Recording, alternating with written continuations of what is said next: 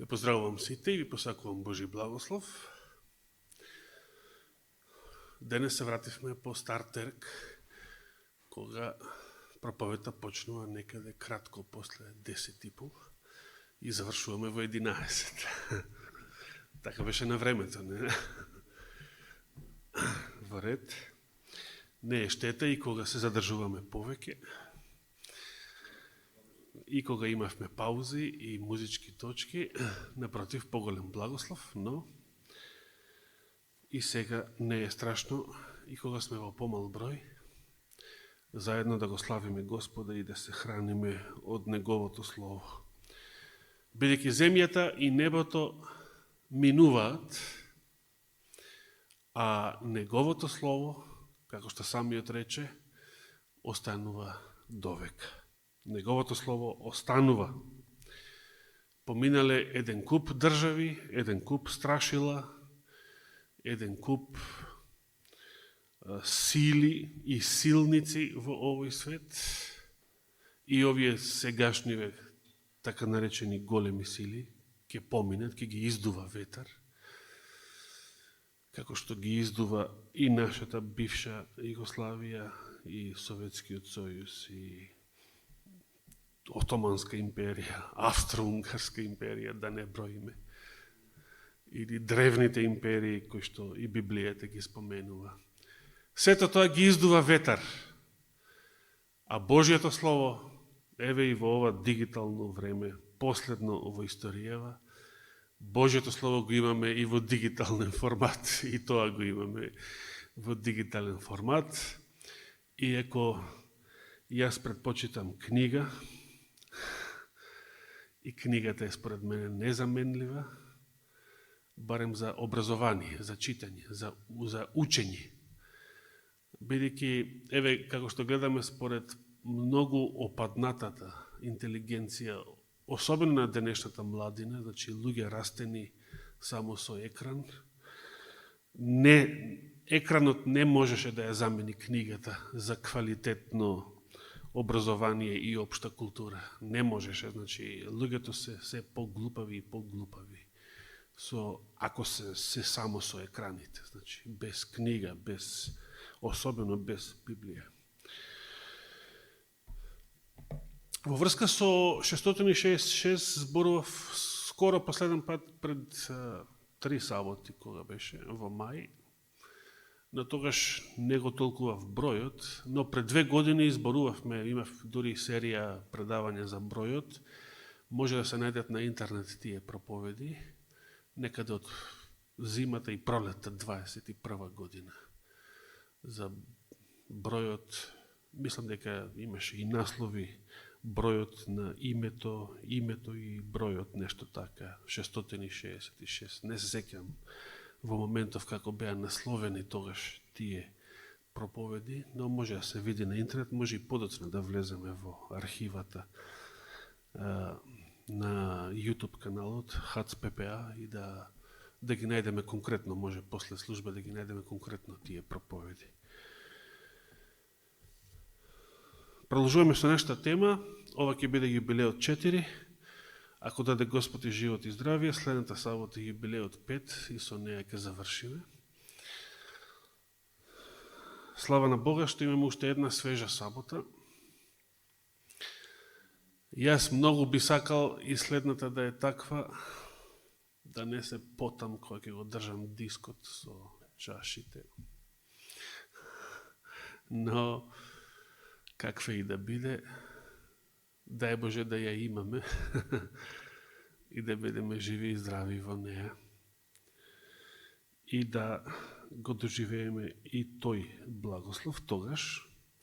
Но сега не размислуваме ниту за утрешниот ден, а камоли за следната сабота. Сега си ја имаме нашата денешна порција. Кој од нас размислува што ќе јаде следниот викенд? Што ќе имате за ручек следната сабота? Размислува некој уште денес?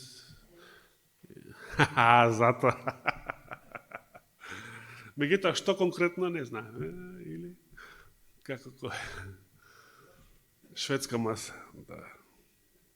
Гравче не бега, да. Така и ние не размислуваме за утрешните благослови или за следната сабота, да се разбудиме живи и здрави во тој ден и тогаш за тоа, а сега ни е доволно само денешното, само денешната благодат. Добро, каде застанавме миналата сабота? Што беше домашната задача, се сеќавате? Ако би била... Која ќе биде јубилејната година? Знаеме која ќе биде. Рековме дека, да, единствениот податок во Библијата кој што упатува, значи, ниту тој не кажува јасно дека таа и таа година, некоја година, била јубилејна година, ниту се споменува зборот јубилеј, но според показателите што се содржат во Езекил 40 глава, првиот стих, се смета дека таа година била јубилејна според тие показатели, кај што еврејскиот израз стриктно за нова година, Рош Хашана, тој го применува таму на 10-тиот ден од месецот.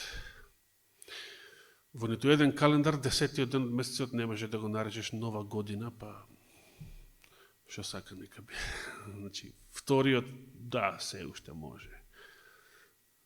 Први, ако е нова година, втори може да се смета. Втор ден нова година. Ајде, трет ден нека биде, иако тоа веќе не е. Но 10-тиот е веќе бајаги далеку од први, за да тоа го наречеш нова година. И сега тој израз Рош Хашанах буквално значи глава на годината, или, бидејќи еврејскиот јазик нема абстрактни именки, користи конкретни именки за абстрактни поими, па така почетокот на годината, тоа буквално значи Рош Хашана, почетокот на годината, иако најбуквално значи глава на годината. Почетокот на било што го нарекуваат глава. Тоа е слично со нашиот израз началник. Значи, начало значи почеток. И начало, во некои стари преводи, во почетокот беше словото, во началото беше словото и така натаму. Па затоа се смета дека ако ја ставил Рош Хашана или новата година во 10-тиот ден од месецот, дека се мисли на Јом Кипур, бидејќи само јубилејната година се одбележувала од еден Јом Кипур, од 10.7. според еврејскиот календар, од денот на помирувањето до следната година на есен. Сите саботните години, например, од 1.7. до 1.7. следната година. Но ако била јубилејна, таа почнувала на 10, значи на денот на помирувањето или по еврејски Јом Кипур. Зошто? Веројатно затоа што со самиот ден на помирувањето се добивало простување на гревовите, целосна обнова, и тоа била згодна причина за нов почеток, и како што била згодна причина за нов почеток на нов духовен живот, без старите гревови, и одговарало да биде и тогаш да започнува јубилејната година, значи на 10.7. на Јом Кипур, бидејќи јубилејната година подразбирала, се нарекувала и опросна година, се бришале долговите, се враќале на старите меги, се враќала приватната собственост на недвижниот имот, на нивите. Едноставно, се што се случувало, секакви трансакции, секакви промени во собственоста за време на претходните 50 години, тогаш се враќало по старо. И тоа била една прекрасна мерка на Божиот закон да се спречува со тоа што ќе се ресетира општеството секој 50 години, поточно секој 49, како што сметавме. Секоја јубилејна година се спречува настанување на крупни имотни разлики во општеството, значи создавање на општествени класи, освен оние кои што Господ ги заповедал. Например, свештенството и така натаму. Биле ослободувани робовите. Значи, иако за робовите, дури постојат некои историски податоци што не ги кажав. Например, ако се сеќавате, кога ги сметавме саботните години, минатиот пат, значи рековме 27-ма била саботна година, 34-та после неја саботна година, и потоа дојде 41-ва. Еве ќе го кажам сега тој податок. Постои историски податок дека во 41-та година од новата ера, царот Ирод Агрипа наредил во негово време, ова е вонбиблиски податок исто така, од еврејската историја, во негово време се читало, по негова заповед јавно се читал законот на сите плоштади во низ Јудеја. Тоа било пракса кога била саботна година. Во саботна година јавно се читал законот. Бидејќи луѓето во тоа време немале сите Библии, ниту можеле сите, ниту биле сите писмени и да имале. Значи, луѓето многу не знаеле, дури во христијанската историја, како што реков, имало и попови неписмени. А особено народот. Народот бил неписмен до многу скоро во историјата. Ваква привилегија сите верници да имаме дома Библија и да читаме секој за себе Библија. Тоа било нешто измислено за минатите времиња. Законот, Библијата се читал, може да го слушнат во црква, во синагогите, или вака за време саботна година во Израел се читал јавно. Тоа го има како заповед и во Мојсеевите книги. Така што тоа е уште една потврда дека 41-та била саботна година. Робови се слободувале на секоја саботна година. Значи не се чекало јубилеот за таа работа. До 7 години некој ако бил роб, станувал роб во Израел заради долгови најчесто, законот гласал до 7 години да биде роб, а потоа да биде ослободен.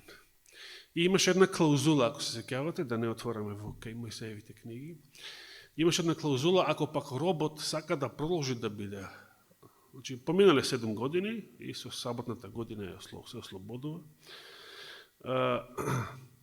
ако пак сака да продолжи да биде роб понатаму, со други зборови, убаво ми е да си бидам роб, шо сега треба сам да почнувам свое домакинство, пак сам ово, тоа е одговорна работа, подобро вака роб да си бидам.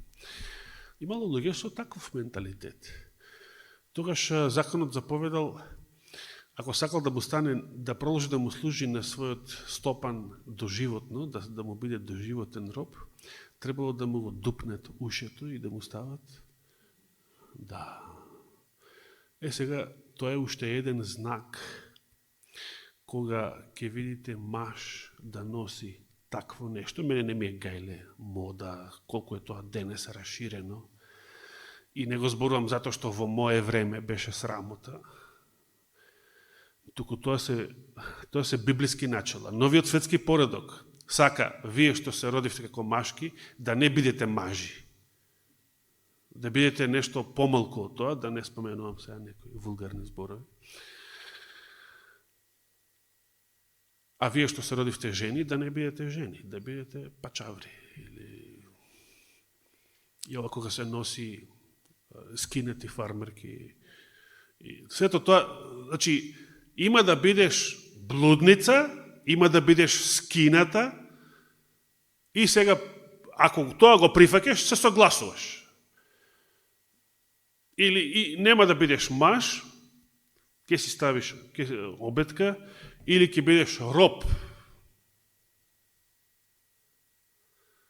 Антихристот сака да бидете робови. Сите сега, машки и женски се едно. И од вакви идиотски трендови, кои што денешнава содомија ги наметнува, треба да имаме нула толеранција. Нула толеранција. Барем ние што сме просветлени од Божиото Слово.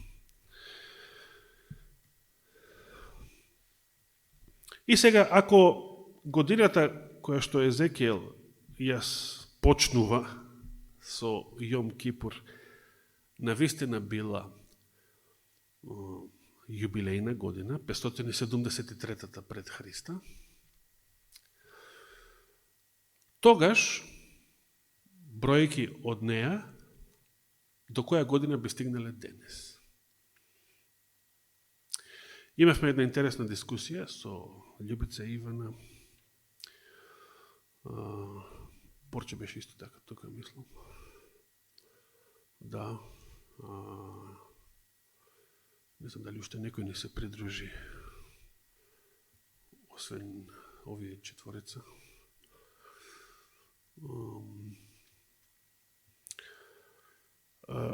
Значи, некои се нафатија домашната задача да ја решаваат уште минатата сабота.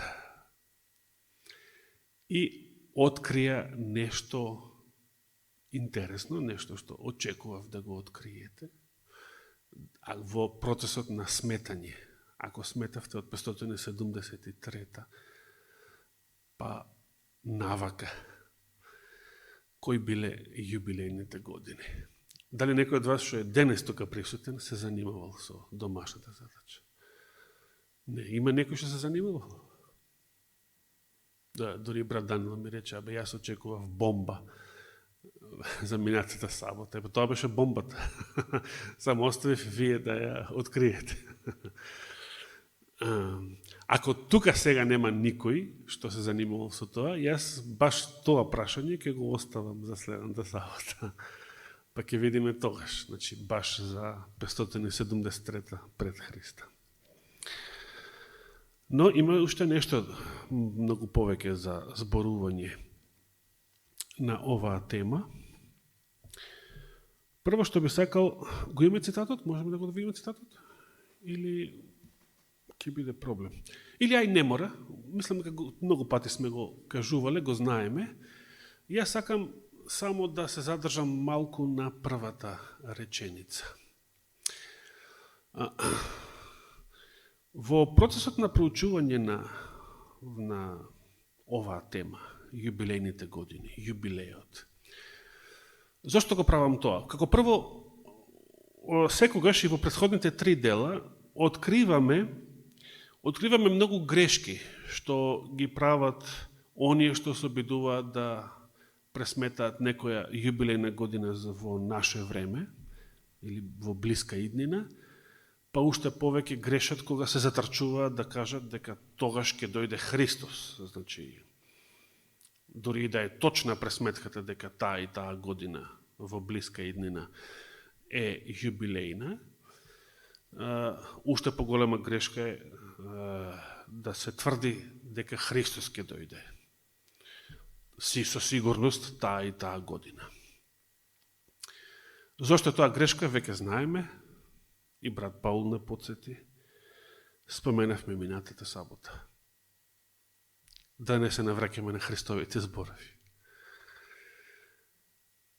Но има еден друг елемент, еден друг аспект.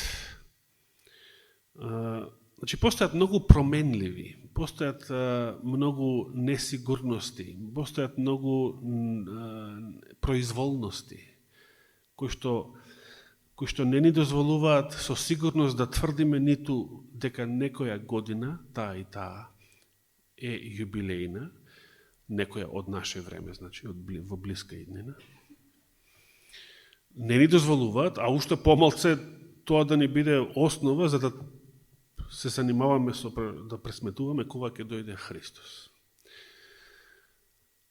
Прво и основно, дали Христовото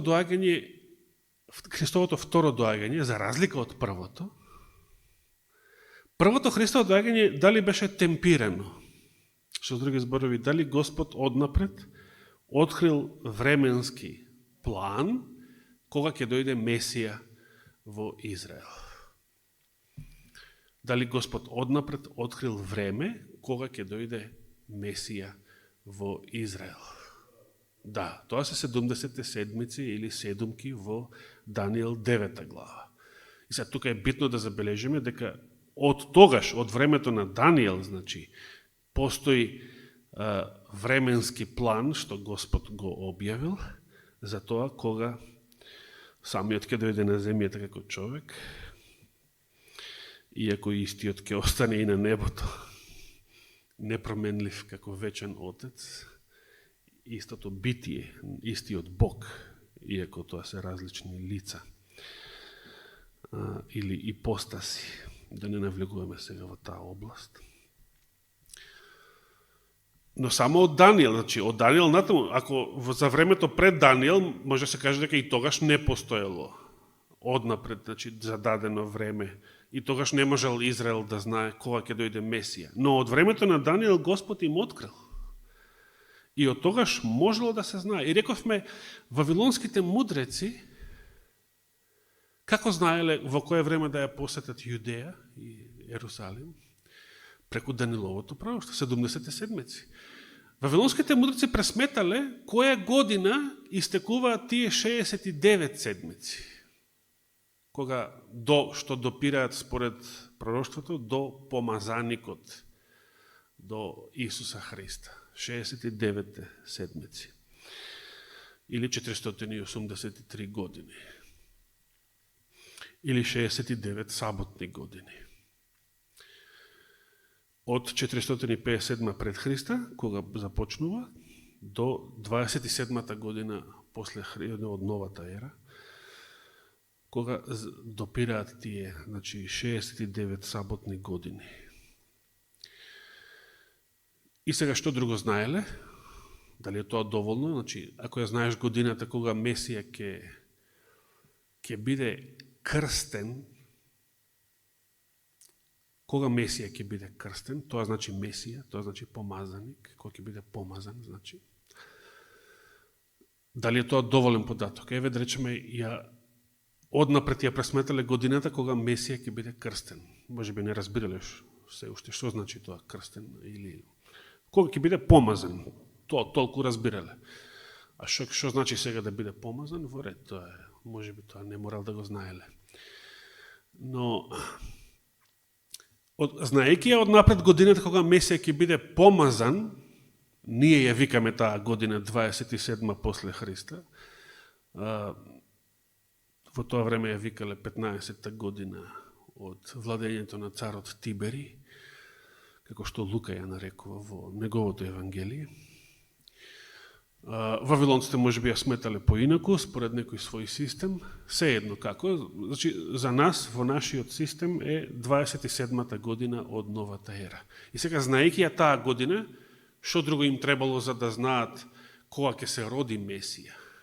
Треба да се враќаат назад. Значи, тие сакале да ја посетат и дошле да ја посетат Јудеја кога Месија бил бебе, некога ќе биде помазан.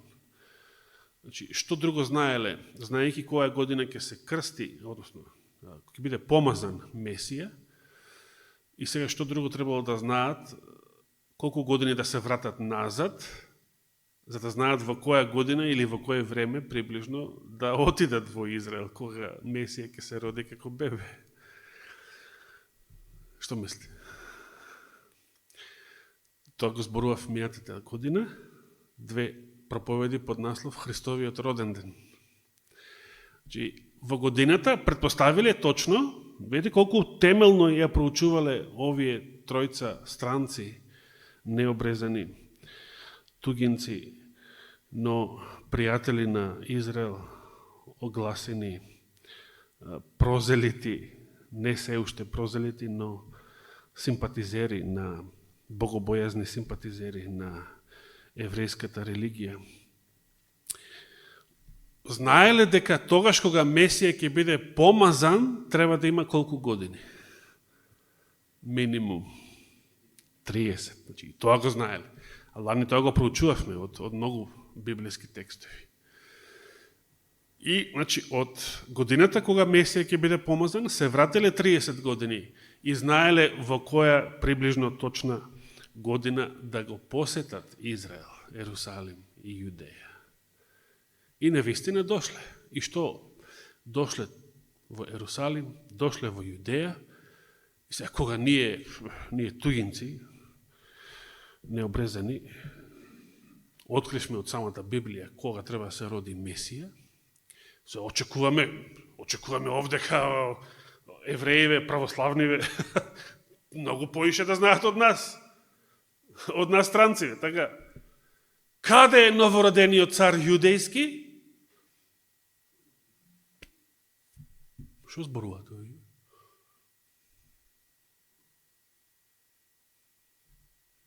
Како и нашите денешни православци, за жал. Абер да се нема од Библија. Странциве знаеле, евреите не знаеле. Мислам, народот, свештениците знаеле. Свештениците знаеле, како и денес знаат свештениците. Многу добро знаат свештениците. Народот не знае. Шпионите на кралот Ирод слушнале, се појавиле некои странци, се разбира, богати и учени луѓе. Во тоа време не ни можело да патуваш, ако не си бајаги имотен, особено толку далеко од своето родно место. Му дојавиле на кралот, на Ирод, се појавиле некои странци кои што се распрашуваат за некој новороден јудејски цар, за Месија, веројатно. Ирод ги повикал, сериозно загрижен, му се тресе престолот само од таа информација, како што Фейсбук се тресеше пред 2 години само од информацијата дека Христос се враќа. Нормалата, да, нема да се врати, се согласивме со геволите, нормалата нема да се врати, но Христос ке се врати, а тоа за нив беше смрт. Се исплаши Ирод за својата власт, ги повика мудреците, така и така слушам што е оваа работа. И тие му објаснија, му посведочија, веројатно. Тој, како добар лицемер, глумец, како мнозина денешни отпадници, црковни водачи и да не збориме политичари. Тој, како добар лицемер, одглуми дека и тој е заинтересиран. Кажете ми кога ќе го најдете, кажете ми и на мене, и јас да отидам да му се поклонам.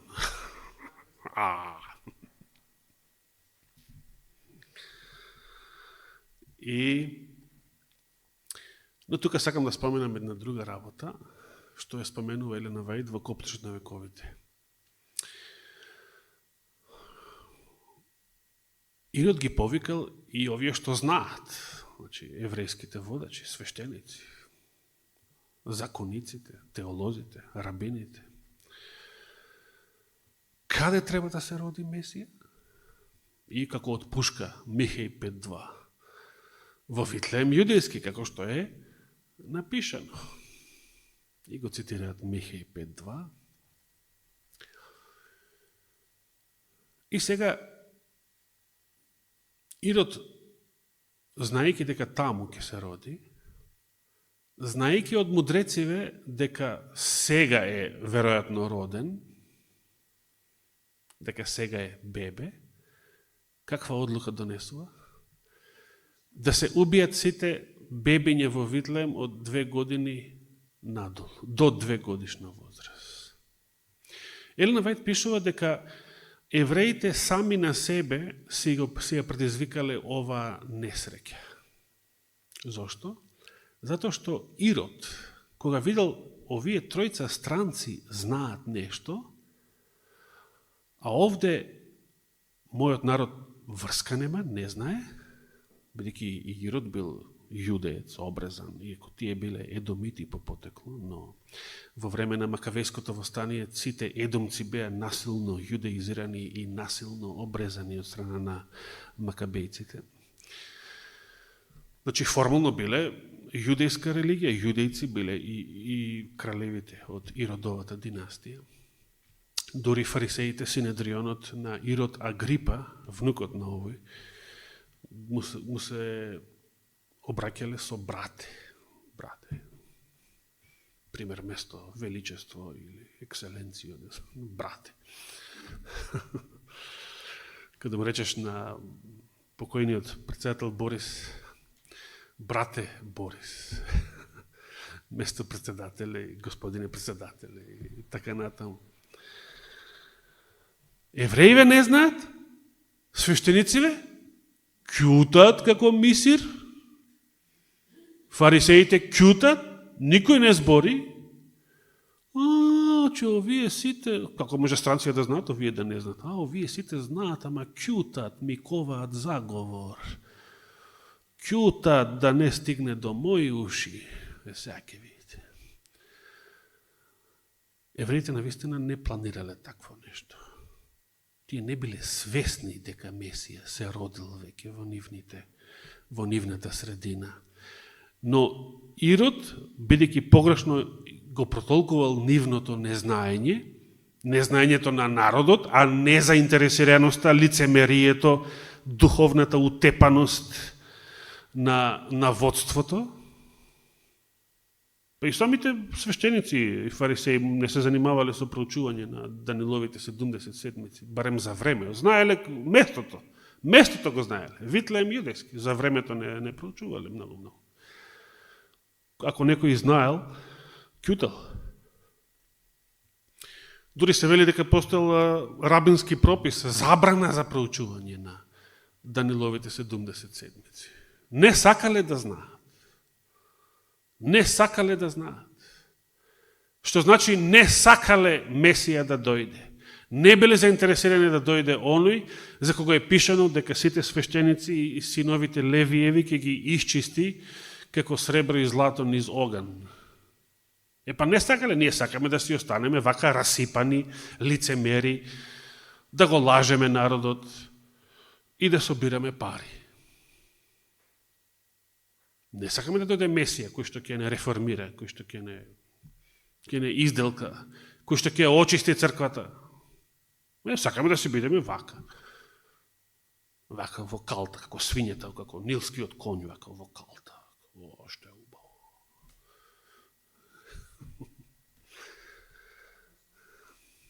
Смешно, но трагедијата е да, што не е смешно, што е реалност. И денешна реалност, денес колку смрди свештенството. Колку смрди, не мислам само на православната црква. Секаде, колку смрди денес, колку денес само постои компромислук и со гревот, и со безбожнава власт, политика, глобализмот и така натаму. Но заради тоа доаѓа злото врз народот, како врз сите тие родители кои што така ги загубија своите бебиња во Витлеем, но за утеха им служи тоа што тие бебиња со сигурност како први Христови маченици се во Божјето царство, значи ќе се сретнат со нив за вечен живот, како да биле жртвувани за да бидат спасени за вечен живот. Но тоа е само утеха, тоа не велам дека требало да се случи. Но тоа е утеха. И да ни служи и нам како утеха на секое семејство кое што ќе загуби, особено мали деца, дали при раѓање, дали подоцна малку, но сепак доволно мали, да немаат своја совест. Таквите бебиња се спасени, бидејќи тие не биле грешни, не направиле гревови и тие само ќе растат во Божјето царство. Нека родителите се трудат тие да бидат спасени, покајани, за да се сретнат со своите деца и да живеат со нив цела вечност. Затоа Господ дозволува особено и многу бебиња, тука кај муслимани, палестинци, многу бебиња таму страдаат и бидејќи тие бебиња кога ќе пораснат ќе станат исто така муслимански фанатици како и нивните родители, а вака подобро за нив да го загубат животот додека се мали и го да бидат спасени во Божјото царство. Инаку што? Значи, трагедијата на нашето безбожниство и нашето греволюбие и нашата отуѓеност од Бога ги предизвикува не само вакви со деца, еден куп разни трагедии предизвикува кај народите и кај семејствата, но тоа пак е шанса во таква трагедија да биде привлечен човекот, семејството, родителот, нацијата кон покаяние. Дека ако ние го оставивме Бога, како на кој начин и не го слушаме неговиот глас, не го слушаме од Библијата неговиот глас, совеста ни е отапена, на кој друг начин Господ ќе се обиде да не допре? Преку неволја, ќе дозволи неволја, трагедија. Клетите турци, клетите фашисти, овие оние, ИСИС, МИСИС, балистиве на Косово и кај нас. Тоа се све Божите средства како ние да се покаеме, кои што се нарековме со неговото име, кои што исповедаме вера во Него, во Христа и неговото слово, неговата реч. Да се вратиме на цитатот. Тогаш, вели Елена Вајд, а предходно ги опишува настаните во врска со жигот на зверот, со сите неволи, да речеме, што и големите неволи, 7 зла, сето тоа предходно го опишуват, ние не ги читашме тие пасоси, но потоа вели, непосредно пред да го опише Христовото доаѓање во раните списи, вели, тогаш започна јубилеот кога земјата треба да се одмори. На што мисли таа? Тогаш започна јубилеот кога земјата треба да се одмори. Значи, сега се поставя прашањето дали мисли на јубилејна година? Календарска јубилејна година. Да речеме, може би мисли на тоа. Но дали сме сигурни дека на тоа мисли? Ај вака да размислиме. Малку поинаку за ова прашање.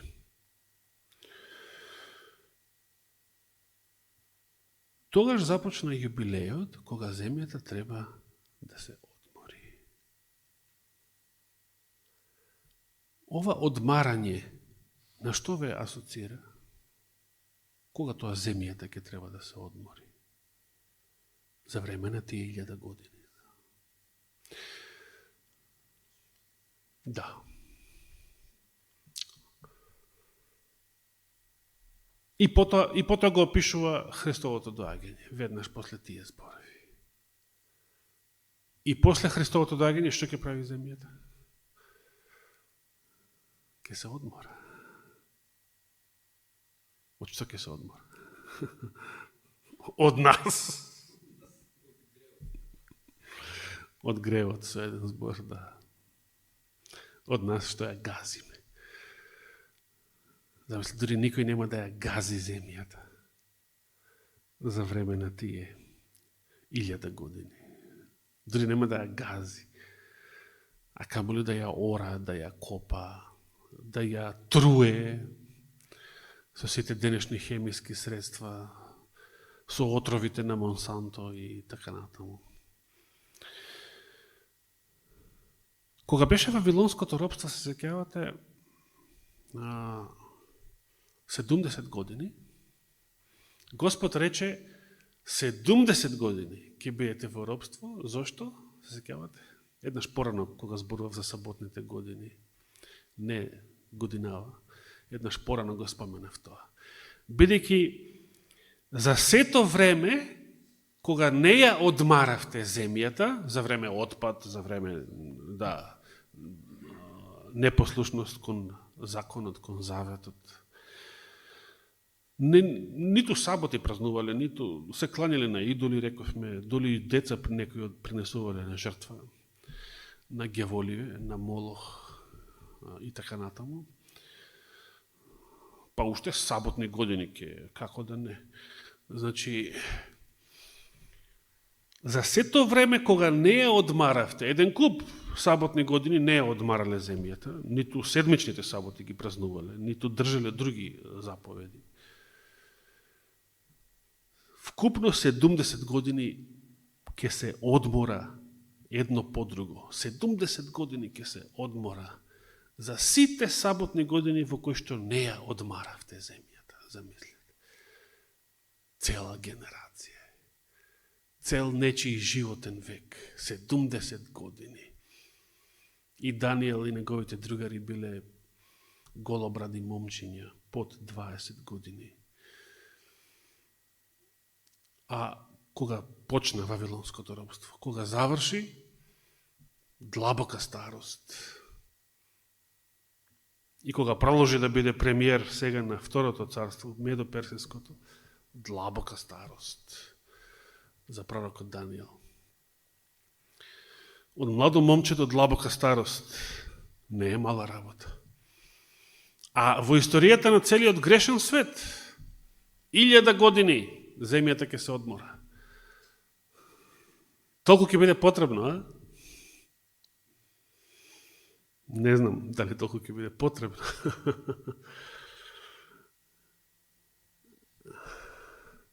Но може да се замислиме. Дали само во минативе 2000 години христијанска историја, во било која земја од светот, ја одмарале земјата.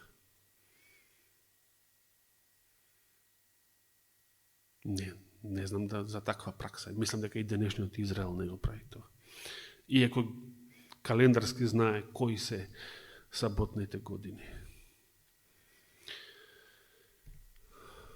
Кога Елена Вајд вели, тогаш започна јубилеот. Таа мисли на новозаветното, на она вистинското значење, зашто старозаветното било само предслика или праобраз или тип, прототип. Ги разбираме овие поими. Например, самиот Јом Кипур, бидејќи јубилејната година почнувала со Јом Кипур, со денот на помирувањето, се викал и ден на очистувањето, се викал и ден на судот, бидејќи сите три аспекта биле присутни за Израел, за древниот Израел во тој ден. Но на еврејски Јом Кипур, што значи буквално ден на помирувањето, или Хакипурим. Еврејската именка има етимолошко значење на покривање, на, како што вели псалмистот, блазен оној чии гревови се покриени, значи опростен и помирен, на еврејски се изразувало со концептот за покривање. Како поклопецот на милоста, што го покрива законот. А крвта на помирувањето се прскала врз тој поклопец, врз ковчегот, за да ги покрие беззаконието, односно да ги очисти, да ги опрости беззаконијата на народот. Беззаконијата, престапите на тој закон што е внатре во ковчегот, во двете камени плочи. Јом Кипур бил 10.7. и бил само еден ден, 24 часа. Тоа во Новиот Завет на што одговара тоа? Што представува антитипот?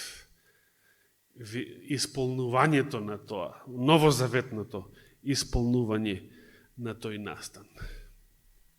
За да не должам повеќе, например, адвентизмот учи дека денес живееме во